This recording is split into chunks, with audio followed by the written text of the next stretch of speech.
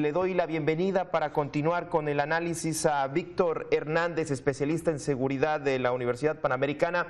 ¿Cómo estás, Víctor? Bienvenido. Buenas tardes. Pues para empezar el análisis, ¿qué te deja el mensaje del presidente López Obrador en estos 3 primeros años y pues a lo que viene en tema de seguridad? Yo pondría en la mesa para hacer el análisis un título de la columna de Mario Amparo Casar en el Excelsior: querido pero reprobado. No sé si coincidirás con esta frase.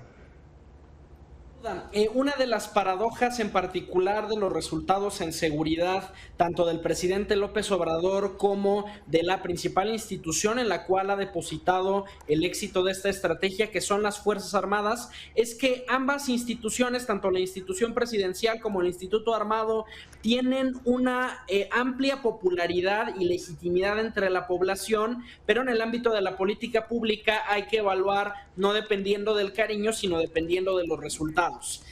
Nosotros sabemos que desde el inicio de esta administración estamos estabilizados alrededor de los 30 homicidios por cada 100,000 habitantes. No se ha cumplido la promesa de pacificar el país, algo que en realidad no sorprende porque a la misma estrategia lo único que pueden seguir son los mismos resultados. Y esta narrativa, hay muchos paralelos entre la comunicación política en general de la presidencia junto con la comunicación de la estrategia de seguridad, en el sentido de promover el presunto éxito de la estrategia en la calidad moral, en la estatura, en las características de quien hace estas labores, ¿no? Digamos, si el presidente es impoluto, entonces ya no hay corrupción. Si las Fuerzas Armadas son quienes hacen labores de seguridad pública, en automático habrá resultados. Y la realidad es que no lo ha habido. En homicidios estamos estabilizados en 30 homicidios por cada 100,000 habitantes. Otros delitos como robo, extorsión, secuestro han reducido no por la Guardia Nacional, sino porque la gente no está en las calles. Y de hecho, mientras sí hubo un decremento en estos delitos, hubo un incremento en el ciberdelito, ¿no? Porque muchas organizaciones criminales también empezaron a hacer home office y también empezaron a buscar otros esquemas con los cuales obtener ingresos. Entonces, resumido en un tuit, los resultados ya llegando al corte de caja de mitad del sexenio es mucho ruido y pocas nueces.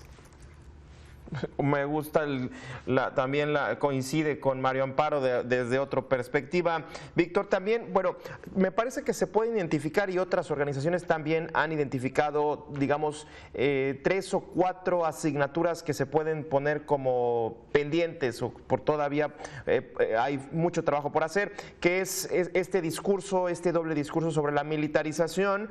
Vemos en el inventario de acciones militares cada vez más acciones militares. Los delitos de alto impacto, ahorita comentabas, pues sí, descontrolados, desbordados completamente, y la violencia atroz. Mira, pongo el dato de los homicidios dolosos, Víctor, con esta administración van 101 homicidios dolosos en promedio. Calderón eran de 39,000 y Peña Nieto 62,000. Pues me parece que este presidente popular y querido, pero pues con muchas asignaturas pendientes, sobre todo en seguridad, que en este caso yo siento o percibo que en los estados donde hay violencia, esta violencia está creciendo y sin parar, Víctor.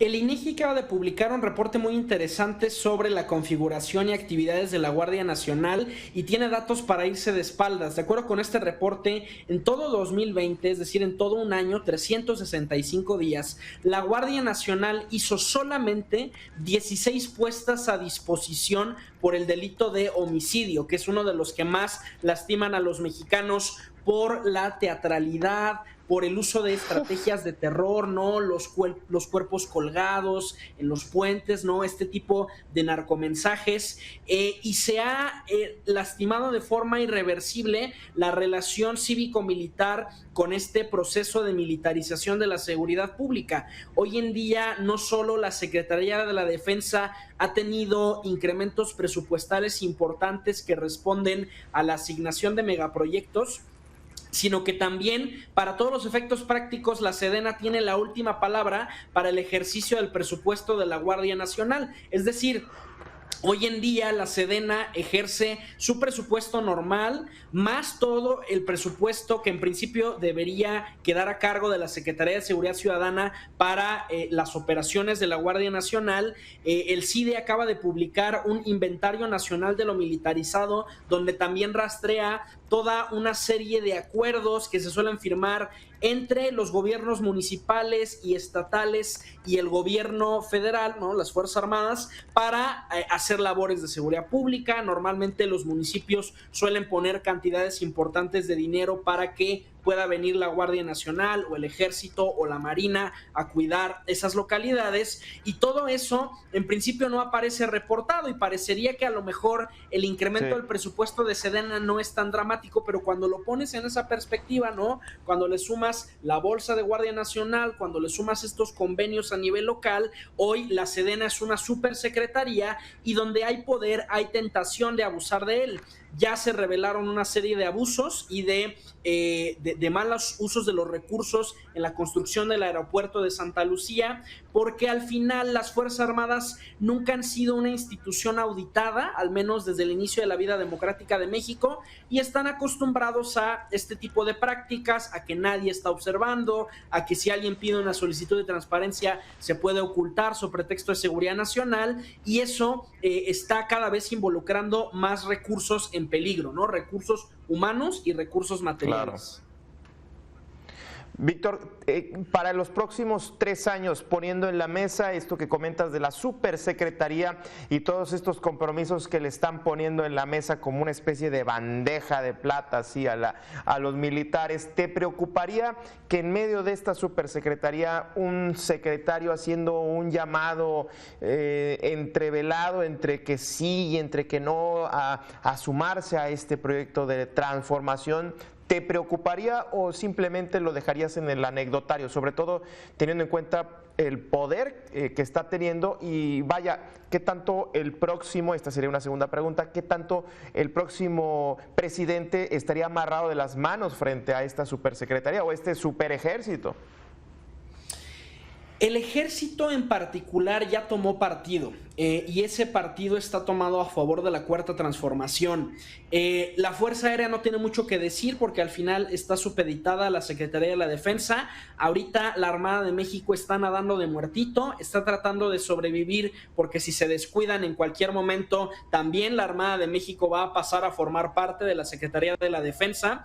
Y en ese sentido tenemos una misión muy importante desde el periodismo y desde la sociedad civil a seguir auditando estos recursos de los cuales hacen uso las Fuerzas Armadas. También es importante que haya terminando el sexenio investigaciones patrimoniales exhaustivas de los generales que hayan tenido manejo de este tipo de recursos para indagar y esclarecer si este dinero que ya se descubrió que se está desviando específicamente en Santa Lucía, pero que a lo mejor también puede salir en el Tren Maya y en muchos otros proyectos, no acabó eventualmente en los bolsillos de estos mandos. Y hay que entender que, pues bueno, el presidente López Obrador lo que ha intentado, por ejemplo, al querer que la Guardia Nacional se quede permanentemente en Sedena, al crear estas empresas militares para administrar los megaproyectos, son en el fondo un intento de blindar a estos proyectos y a las Fuerzas Armadas en general